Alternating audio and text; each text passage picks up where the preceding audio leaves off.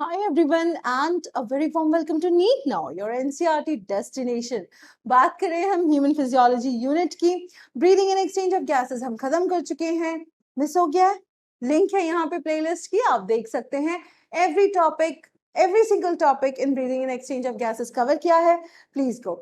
आज जो हम स्टार्ट करने जा रहे हैं that is body fluids and circulation and that to first simplest topic introduction के साथ में।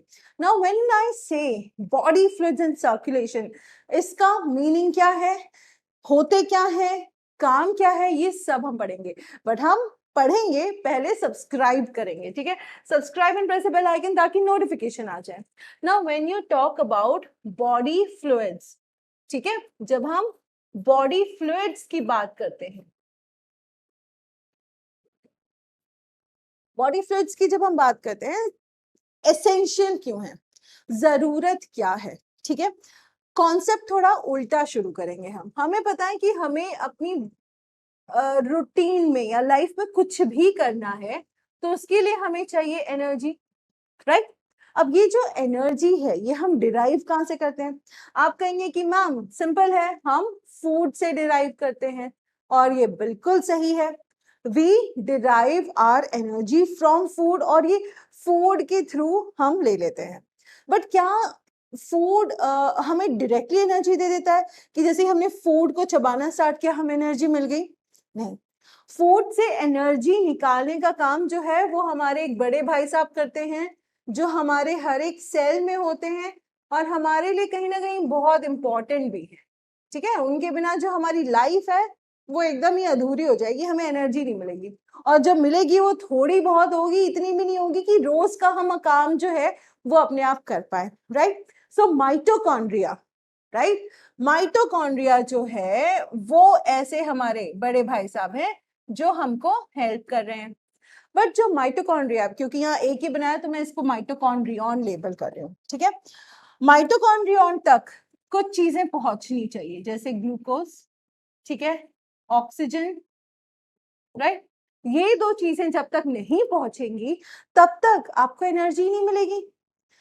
खाना आप चाहे कितना मर्जी खा लो, है ना, जब तक वो खाना डाइजेस्ट होगा, ब्रेक डाउन होगा, उसके बाद सिंपल चीजों में कन्वर्ट होगा, फिर वहां से लेके जब तक वो माइटोकॉन्ड्रिया तक नहीं पहुंचेगा तब तक इट्स यूजलेस, कोई मतलब ही नहीं बन रहा उसका। अब ये जो पहुंचाने का काम है, ये जो एक जगह से दूसरी जगह लेके जाने का काम है, इसके लिए तो कोई ना कोई ऐसा एक स्पेशल एजेंट होना चाहिए ना, या कोई एक कैरियर सर्विस होनी चाहिए। जैसे हमारे ट्रांसपोर्ट ऑफिसर्स होते हैं, ट्रांसपोर्ट सर्विसेज होती हैं, ओला, उबर, मेट्रो, ऑटो, रैपिडो, है ना। तो ये सारी सर्विसेज जो हैं ये आपके बॉडी फ्लूइड्स प्रोवाइड करते हैं, ठीक है। माइटोकॉन्ड्रियन तक, ठीक है। सबसे पहले एक बात देख लेते हैं हम कि जो फूड है हमारा, ठीक है, फूड हम खा रहे हैं, खाया, चबाया, goes into our stomach, gets a bit digested over there, small intestine में जाएगा, वहां फर्दर डाइजेशन होगा, लार्ज इंटेस्टाइन में मतलब पूरा एब्जॉर्प्शन हो गया। उसके बाद हमको पता है कि ये अल्टीमेटली जाता तो कहाँ है, ये जाता है ब्लड में, और ब्लड में जितने भी न्यूट्रिएंट्स होते हैं ब्लड उनको उनके स्पेसिफिक टारगेट्स तक लेके जाने का काम करेगा, राइट, यही होता है ना। सो ब्लड हमारा एक ऐसा बॉडी फ्लूइड है which is very very important, ठीक है। हाँ, छोटे ऑर्गेनिजम्स की बात करें, अगेन वही पॉरीफेरा सिलेंट्रेट्स में, तो वो सिर्फ वाटर को अपने आसपास घुमाते हैं कैविटीज के थ्रू, और जो भी उनका कोई भी जो चीज उनको चाहिए, इवन फूड चाहिए, if you all remember food, अगर मैं आपको बताऊं, याद ही होगा आपको पॉरीफेरा लास्ट टाइम जब हमने ड्रॉ किया था इस तरीके से, ठीक है, तो हमने तब भी कहा था कि इसमें आपके स्मॉल सेल्स होते हैं, इनके थ्रू फूड अंदर जाता है। तो अंदर जाने का जो काम है वो कौन करता है? वाटर, आसपास से वाटर इकट्ठा किया, अंदर लिया, ऊपर से निकाल दिया, फूड कैप्चर कर लिया। अब जब फूड कैप्चर किया तो यहाँ वेस्ट प्रोडक्ट्स भी बनेंगे, है ना, वेस्ट प्रोडक्ट्स भी बनेंगे। ये वेस्ट प्रोडक्ट्स कौन निकालने का काम कर रहा है? सेम चीज, फ्लूइड है। बट जैसे जैसे आप आगे बढ़ोगे, फाइलम्स में आगे बढ़ोगे, आप इवन आर्थ्रोपॉड्स को कंसिडर कर लो, ठीक है, कॉकरोच को कंसिडर कर लो, तिलचट्टे को, मारोगे एक ट्रांसपेरेंट फ्लूइड बाहर आता है, दैट इज ब्लड। उसमें डिजॉल्व पिगमेंट नहीं हो, डिजॉल्व पिगमेंट होती है हमारी रेड पिगमेंट अलग से दिखती है, उसमें नहीं दिखती है, that is blood. Higher organisms में आपको एक ऐसा बॉडी फ्लूइड मिलेगा जो आपके ये सारे काम करेगा, and that is going to be your blood. ठीक है, नाइट्रोजनस वेस्ट कैरी करना है, ब्लड चाहिए। ग्लूकोज कैरी करना है, या कोई भी आपका न्यूट्रिएंट है, ठीक है, उसको उसकी जगह पे लेके जाना है। हम कहते हैं ना कैल्शियम खा लो, बोन्स बहुत स्ट्रांग हो जाएंगी।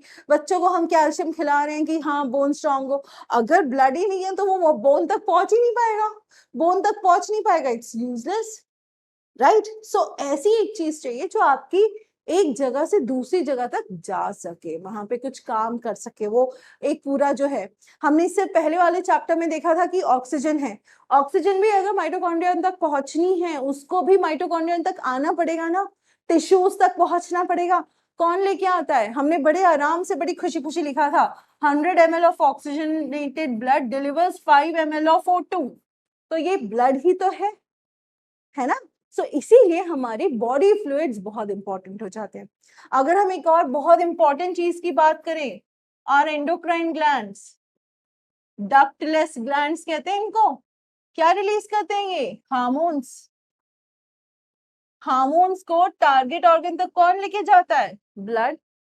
ठीक है, सो ब्लड का सिर्फ ये काम नहीं है कि चोट लगी तो बहना शुरू हो जाओ, ब्लड के बहुत सारे काम है। ब्लड का काम है वेस्ट प्रोडक्ट्स हटाना, ब्लड का काम है ऑक्सीजन कार्बन डाइऑक्साइड का जो एक्सचेंज है उसको लेके ट्रांसपोर्ट करना, फिर वापस टिश्यू से लेके आना, फिर आगे का प्रोसेस होगा।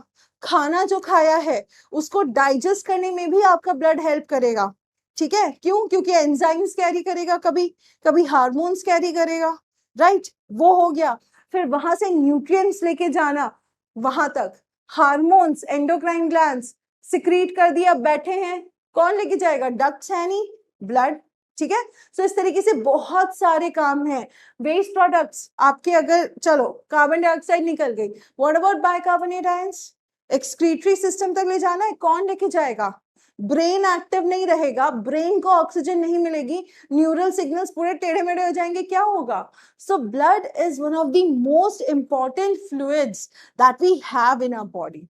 ठीक है, हमारी बॉडी में ब्लड का बहुत बहुत बड़ा रोल है, जितना हम सोचते हैं समझ पाते हैं उससे कहीं ज्यादा, और इसी चैप्टर में हमको वही पढ़ना है।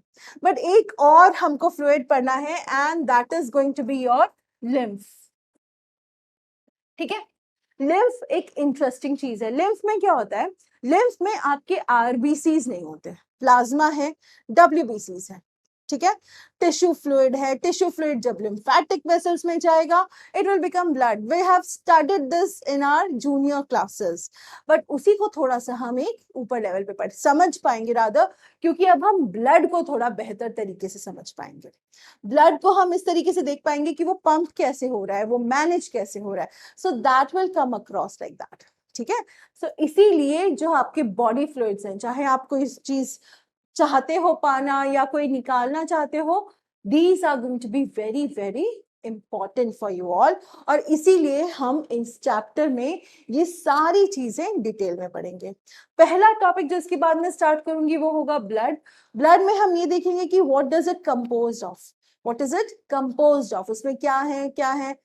चाहते हो वीडियो आए तो सब्सक्राइब कर लो, है ना, सब्सक्राइब करो, बेल आइकन प्रेस करो, ताकि जब भी नया वीडियो नेक्स्ट वीडियो आए उसके लिए नोटिफिकेशन जरूर आती जाए। ठीक है, so this is MVG ma'am, Mridulika ma'am signing off, but I am hoping that जब मैं नेक्स्ट टाइम आऊंगी आप थोड़ा सा पढ़ के बैठे होगे, ताकि आप लोगों के लिए अंडरस्टैंडिंग और ज्यादा easy हो जाए। ठीक है, so I'll see you soon with another side, another video.